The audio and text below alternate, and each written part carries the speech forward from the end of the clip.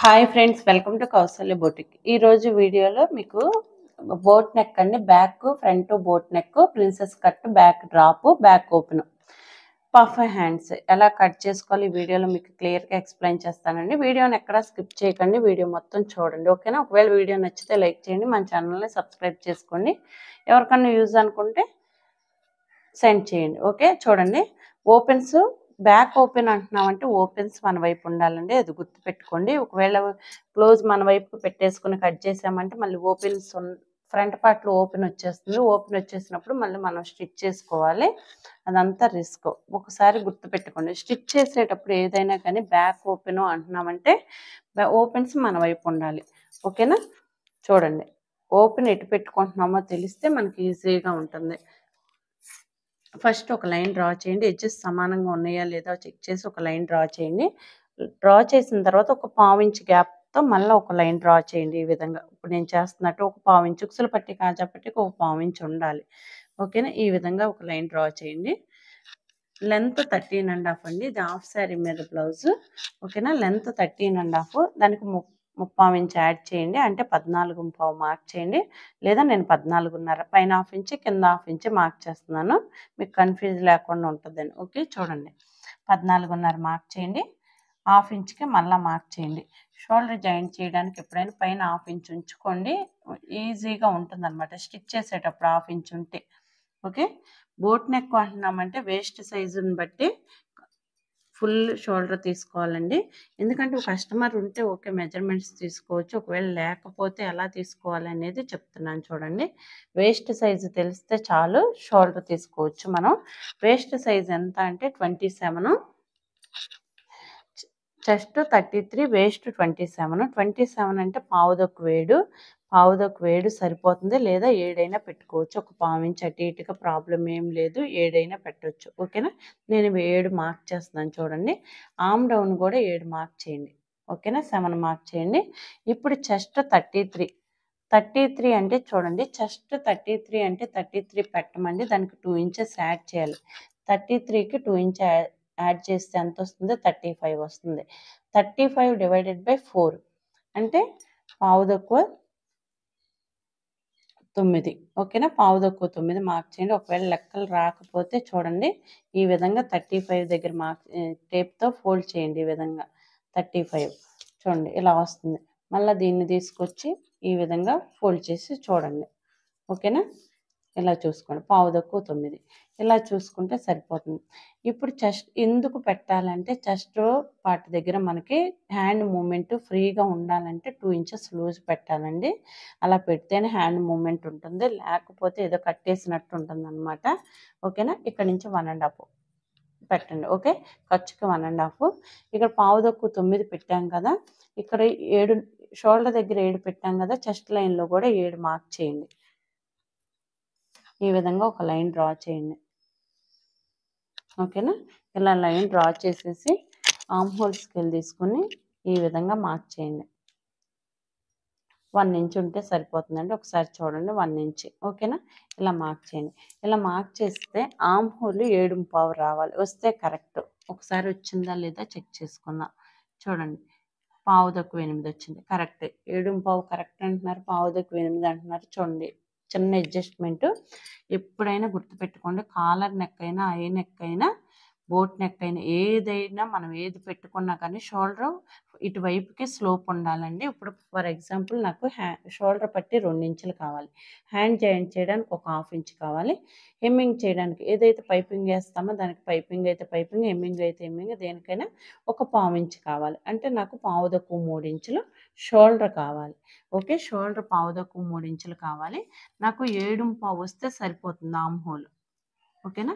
7.5 వస్తే సరిపోతుందంటే ఈ విధంగా హాఫ్ ఇంచ్ డౌన్ చేయాలి, ఇలా మార్క్ చేయాలి. ఇది ఉండదు మన కటింగ్లో, ఇలా వెళ్తాం.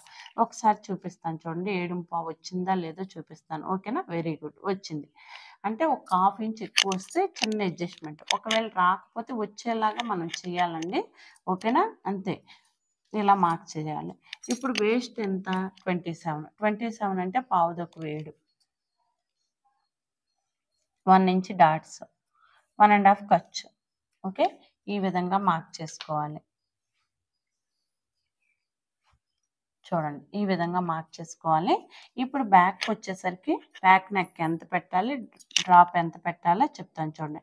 బ్యాక్కి 3.5 ఇంచులు ఈ విధంగా మార్క్ చేయండి కిందకి. ఇది బోట్ అండి, ఇక్కడ వరకు బోటు, ఇక్కడ నుంచి డ్రాప్.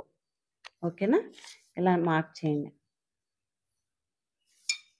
ఈ విధంగా మార్క్ చేసుకోవాలి 3.5 ఇంచులు. నెక్ విడ్త్ వచ్చేసరికి మనకి 4 ఇంచులు, అంటే 4 ఇంచులు ఉంటే సరిపోతుంది. 4 అంటే కింద ఒక పావు ఇంచి, నడుము బెల్ట్ వేయడానికి ఒక పావు ఇంచి, ఇక్కడ పైపింగ్ వేసుకోవడానికి పైన మనం ఒక పావు ఇంచి, అంటే ఒక హాఫ్ ఇంచ్ ఎక్స్ట్రా ఉంచండి. 4.5 మార్క్ చేసుకోవాలి. ఎందుకంటే మనం స్టిచ్ చేస్తే డ్రాప్ ఇట్లా స్టిచ్ చేసినప్పుడు పైపింగ్ వేసినప్పుడు కిందకు వస్తుంది. కింద మనం నడుము బెల్ట్ ఇక్కడ పైపింగ్ వేసినప్పుడు పావు ఇంచ్ పైకి వస్తుంది, అంటే మనకి 4 ఇంచులు వస్తే సరిపోతుంది. ఓకేనా, ఈ విధంగా మార్క్ చేయండి. దీనిలోనే డ్రాప్ వేయొచ్చు, డైమండ్, మీరు ఏది కావాలంటే అది స్టిచ్ చేసుకోండి. మీరు బ్రాడ్గా వేసుకుంటారంటే ఒక లైన్ ఇలా డ్రా చేసి దీనిలోనే డ్రాప్ ఏది కావాలో అది తీసుకోండి. నాకు ఎంత వద్దండి, నేను ఈ విధంగా మార్క్ చేసుకుంటున్నాను. లోపలికి చూడండి, స్ట్రైట్కి ఇలా కరెక్ట్గా పెట్టి నేను లోపలికి ఒక స్కేల్ వారు 1 ఇంచ్ వారు లోపలికి మార్క్ చేసుకుంటున్నాను. ఇలా మీకు ఎంత కావాలో తెలిస్తే ఈజీ అవుతుంది అనమాట. ఇప్పుడు చూడండి, బోట్ నెక్ అంటున్నాను కదా, ఇలా ప్లేస్ చేయండి ఈ విధంగా. ఇది బోట్, ఇక్కడికి వచ్చేసరికి డ్రాప్. ఓకేనా, డ్రాప్ ఈ విధంగా చూడండి, ఇక్కడ 1 ఇంచ్ ఉండాలి, ఒక హాఫ్ ఇంచి ఇక్కడ 1 ఇంచ్ ఉండాలి. చూడండి 1 ఇంచ్ ఇలా రౌండ్ వచ్చేటట్టు చూసుకోండి. ఇలా రౌండ్గా తీసుకోవాలి. ఈ స్కేలే వాడండి, ఈజీగా ఉంటుంది. ఓకేనా, ఇలా డ్రాప్ రావాలి. ఓకే, ఇది బ్యాక్. ఓకేనా, ఇలా రావాలి. మీకు కట్ చేసి చూపిస్తాను, అప్పుడు క్లియర్గా అర్థమవుతుంది. ఓకేనా, పెట్టి చూపిస్తాను కట్ చేసి. ఓకే, మార్కింగ్ మీదే కట్ చేసేయండి. చూడండి, ఇది చిన్న స్లోప్ మార్చాం కదా, ఇలా.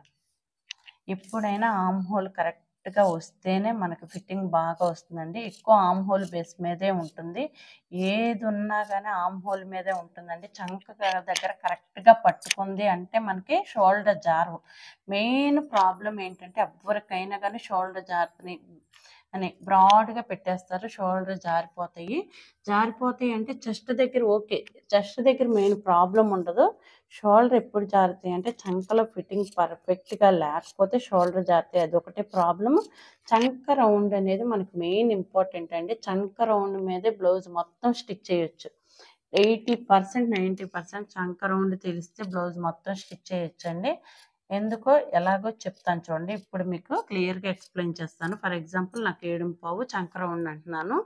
చంక రౌండ్తోనే మొత్తం స్టిచ్ చేయొచ్చు, షోల్డర్ జారకుండా. ఇవే మెజర్మెంట్స్ వస్తాయి మీకు, మీరు జాగ్రత్తగా గమనించండి. నేను ఆల్రెడీ ఇలా చెప్పాను, ఇప్పుడు చంక రౌండ్తో చెప్తాను మీకు ఫార్ములాతో. ఒకసారి చూడండి చాలా జాగ్రత్తగా. చూడండి, చంక రౌండ్ ఎంత అన్నాను, 7.5. ఓకేనా, ఫుల్ రౌండ్ కాదు, మామూలుగా ఇది 7.5.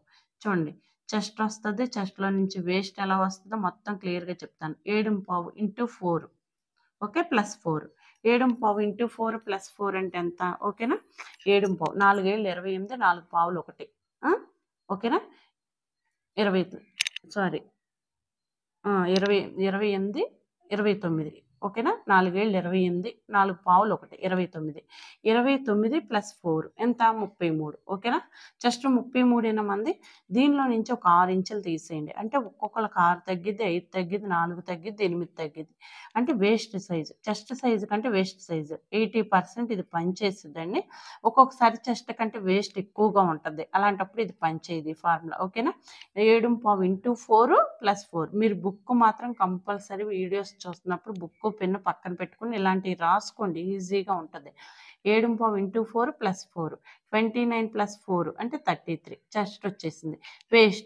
వేస్ట్ ఎలాగో దీనికి 6 ఇంచులు కలిపితే వేస్ట్ అనమాట.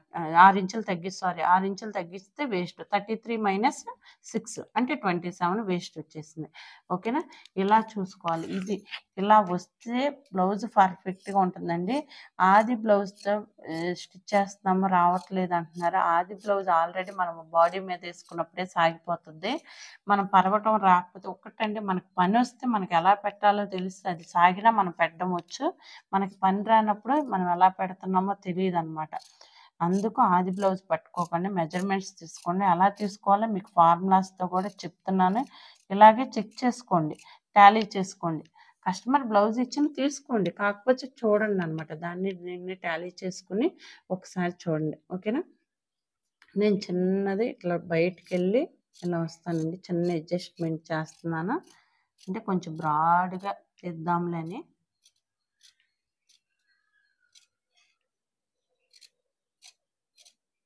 ఓకేనా, చూడండి. ఇప్పుడు చంకలో కాట్ పెట్టేసేయండి. కొంతమంది వేసుకోగలరండి బ్రాడ్గా, కొంతమంది వేసుకోలేరు. దాన్ని బట్టి మనం ఆలోచించుకుని తీయాలి. ఓకేనా, మీకు ఒకసారి చూపిస్తాను ఇది ఎలా వస్తుందో. ఇదిగోండి ఇలా వస్తుంది. ఓకేనా, చాలా బాగుంది కదా. ఇలా వస్తుందండి. మీరు దీంట్లో ఇప్పుడు డ్రాప్ వేయాలని ఏం లేదు. డైమండ్ వేయొచ్చు, సర్కిల్ వేయొచ్చు, మీరు స్క్వేర్ రెక్టాంగిల్ వేయొచ్చు, స్క్వేర్ వేయొచ్చు. మనం ఏది కావాలంటే అది పెట్టేసుకోవచ్చు అనమాట ఈ ప్లేస్లో. ఓకే, ఇదండి. ఇప్పుడు హ్యాండ్స్ తీసుకుందాం. బ్యాక్ తీసుకున్న వెంటనే హ్యాండ్స్ తీసుకోండి, తర్వాత ఫ్రంట్ పార్ట్ తీసుకోండి. అప్పుడు మీకు కన్వీనియంట్గా ఉంటుంది ఫ్రంట్ పార్ట్ తీసుకోవడానికి. ఓకే, ఇప్పుడు ఫోల్డ్ చేసాం కదా, మళ్ళీ దీన్ని డబుల్ ఫోల్డ్ చేయండి. ఈ విధంగా 4 లేయర్స్ రావాలి హ్యాండ్కి.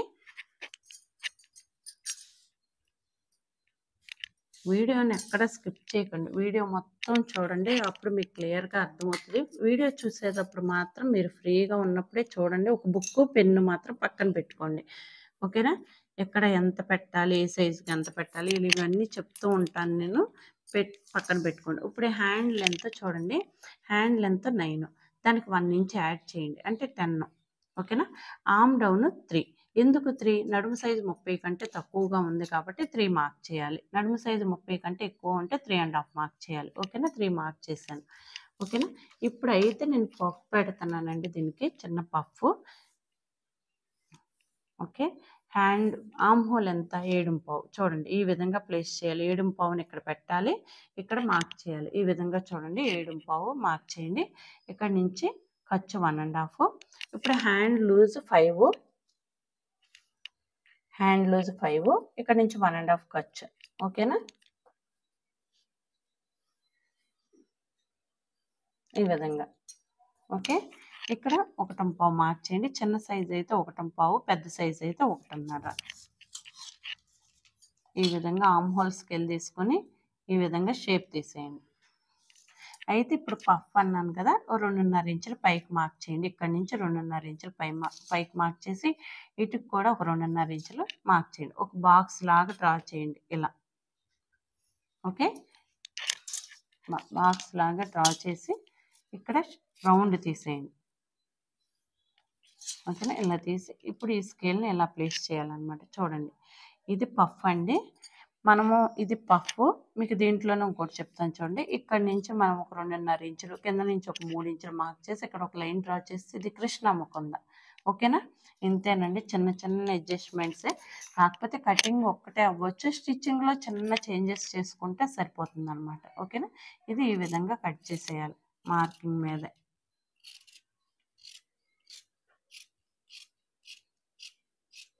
ఓకే, ఇలా తీసేసి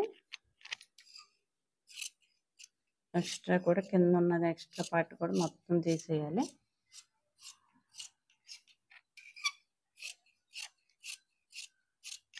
ఇది కృష్ణ ముకుంద. ఇప్పుడు పఫ్, ఇంకా మనం బుట్ట పెడితే బాహుబలి బుట్ట. ఇటు మీరు సైడ్కి వచ్చామంటే ఇక్కడ క్లాత్ ఎక్కువ ఉంచామంటే బాహుబలి బుట్ట. ఇట్లా మనం చూసుకుని ప్రతిదీ చిన్న చిన్న చేంజెస్ స్టిచ్ చేసినప్పుడల్లా చిన్న చిన్న చేంజెస్ చేసుకుంటే ఒకసారి పఫ్, కృష్ణ ముకుంద, బాహుబలి బుట్ట, హ్యాండ్స్, బుట్టలో మళ్ళీ వేసేది తులిప్ హ్యాండ్, ఇట్లా ఏది కావాలంటే అది అనమాట. ఫిష్ కట్, మీకు హ్యాండ్ డిజైన్ బట్టి మీకు ఏం కావాలో తెలిస్తే ఈజీ అవుతుంది. ఓకేనా, ఇదండి ఫ్రంట్ పార్ట్కి నేను లోతు తీయను, తర్వాత బుట్ట పెట్టేసిన తర్వాత లోతు తీస్తాను అనమాట. ఓకేనా, ఇదే. ఇప్పుడు బ్యాక్ పార్ట్ అయిపోయింది కదా, ఫ్రంట్ పార్ట్ తీసుకుందాం. చూడండి ఈ విధంగా ప్లేస్ చేయాలి. రెండు సమానంగా పట్టుకొని చూడండి, 2 లేయర్స్ అటు ఇటుగా ఉంది, నీట్గా సర్దుకొని బ్యాక్ పార్ట్ తీసుకొచ్చేసి ఒక లేయర్ తీసుకోండి. ఆల్రెడీ 2 ఉన్నాయి కాబట్టి ఒకటి తీసుకోండి. బ్యాక్ పార్ట్లో ఉక్సులు పట్టి కాజా పట్టికి ఒక 1/4 ఇంచ్ ఎక్కువ ఉంచాం కదా, అది బయటికి కనిపించాలి. ఓకేనా, బయటికి పెట్టేసేయండి. ఉక్సులు పట్టి కాజా పట్టి కొంచెం, ఎందుకంటే మనం ఫ్రంట్ పార్ట్లో ఓపెన్లు కాదు కదా, బ్యాక్ ఓపెన్ కాబట్టి ఓపెన్స్ ఉన్నది బయటికి పెట్టేసేయండి. ఈ విధంగా చూడండి ఇలా పెట్టేసేయాలి. పెట్టేసి సైడ్కి ఒక 1 ఇంచ్, 1.5, ప్రిన్సెస్ కట్ కాబట్టి 1.5 ఇంచ్ బయటకు ఉంచండి. ఈ విధంగా స్టిచ్ వేసుకుంటాం కాబట్టి ఖర్చు ఎక్కువ ఉండాలి. ఓకే, ఇలా మార్క్ చేసేయండి. ఇక్కడ షోల్డర్ దగ్గర ఈ విధంగా మార్క్ చేసేయండి. మార్క్ చేసేసి వీల్ మార్క్ చేయండి. ఎందుకంటే ఫ్రంట్ పార్ట్లో నేను 4 ఇంచెస్ తీసుకుంటాను.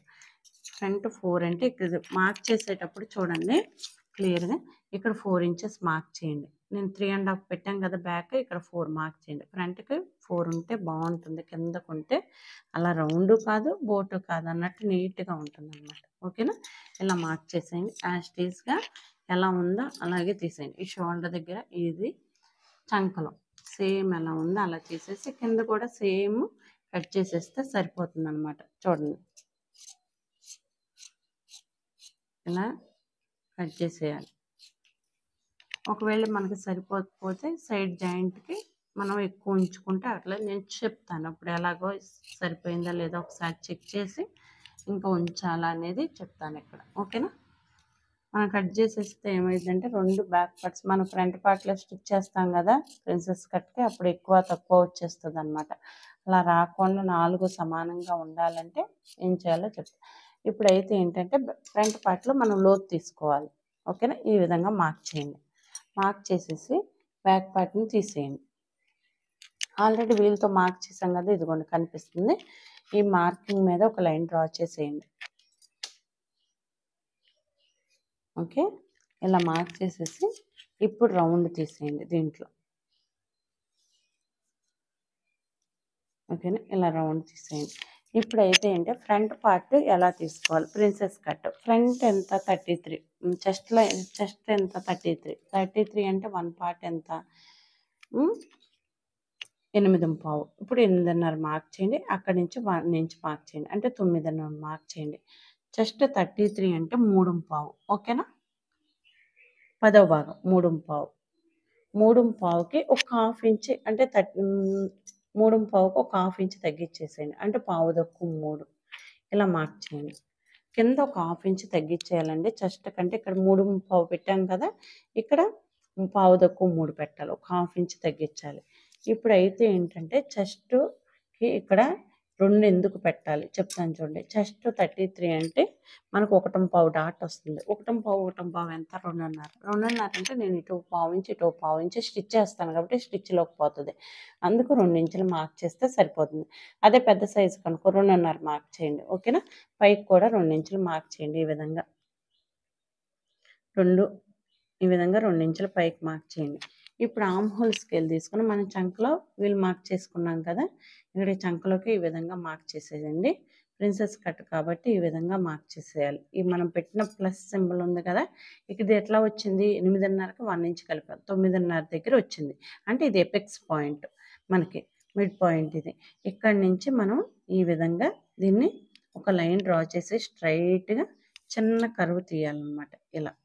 ఓకేనా, ఇలా తీసేస్తే మనకు పర్ఫెక్ట్గా వస్తుంది. ఓకే, ఇప్పుడు సెంటర్లో ఒక డాట్ వేసుకోవాలి. ఉక్సులు పట్టి వైపు మామూలుగా మనం వేస్తాం కదా ఫ్రంట్ ఓపెన్ అయితే, అలాగే సెంటర్లో ఇలా. ఇది ఆప్షనల్, మీరు వేసుకోండి లేదా మీకు నచ్చకపోతే వదిలేయండి. ఓకేనా, ఇలా వేసుకోవాలి. ఓకే, ఈ విధంగా మార్క్ చేసుకుని వీల్ మార్క్ చేసుకుంటే మనము వేసేటప్పుడు ఇక్కడికి స్టార్ట్ అయ్యి ఇక్కడికి వచ్చేసరికి 1/4 ఇంచ్ వేయాలన్నమాట. ఓకేనా, ఇలా మార్క్ చేయాలి. ఇప్పుడు మనకి సైడ్ జాయింట్ చేసినప్పుడు సరిపోతుందా లేదా ఒకసారి చెక్ చేయాలి. 1/4 మార్క్ చేసాం కదా, ఇక్కడ ఒక 1/4 ఇంచ్. ఓకే, అంటే 2.5. ఇక్కడ ఒక 1/4 ఇంచ్ పెట్టేసి 2.5ని తీసుకొచ్చి టేప్ ఇక్కడ పెట్టాలి. మనకి ఎంత నడుము 27 అంటే 1/4 ఓకేనా, 1/4 వచ్చింది, ఇక్కడికి వచ్చింది. ఇక్కడ నుంచి 1.5 సరిపోయింది ఉంది. ఓకేనా, ఇలా ఉంటే సేమ్ ఎలా ఉందో అలా కట్ చేయాలి. ఒకవేళ మనకు క్లాత్ సరిపోలేదు ఇట్లా వచ్చేసి క్రాస్గా ఈ విధంగా తీసుకోవాలి. మన క్లాత్ సరిపోతే ఓకే, ఇలా కట్ చేసేయండి. అయితే ఇప్పుడు ఏం చేయాలి, ఫ్రంట్ పార్ట్కి లోతు తీయలేదు, మనం లోతు తీసుకోవాలి. ఫ్రంట్ పార్ట్కి ఒక హాఫ్ ఇంచ్ ఈ విధంగా లోతు తీసేయాలి. ఓకే, ఇలా తీయాలి, హాఫ్ ఇంచ్ లోతు తీయాలి. చూడండి, ఇలా మార్కింగ్ మీదే కట్ చేసేయండి. ఈ విధంగా కట్ చేసేయాలి.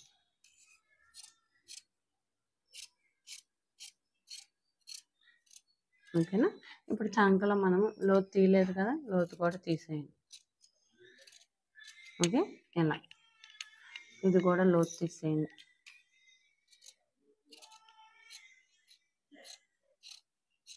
ఓకేనా, ఇలా మన ఫ్రంట్ పార్ట్ కూడా తీసేద్దాం. నేను రౌండ్ తీసేసానండి ఫుల్. ఇలా ఉంటే అంటే ఒక్కసారిగా వేసుకోవాలంటే బోట్ నెక్ ముందు ఏదో కమ్మేసినట్టు ఉంటుంది, కన్వీనియంట్గా ఫీల్ అవ్వదు. అందుకు నేను ఇలా చేశాను. ఓకేనా, ఇదండి princess cut blouse cutting. Back drop, boat neck, front back boat neck, princess cut, puff hands. ఓకేనా, ఈ వీడియో మీకు నచ్చితే లైక్ చేయండి, షేర్ చేయండి, మన ఛానల్ని సబ్స్క్రైబ్ చేసుకోండి. Thank you for watching.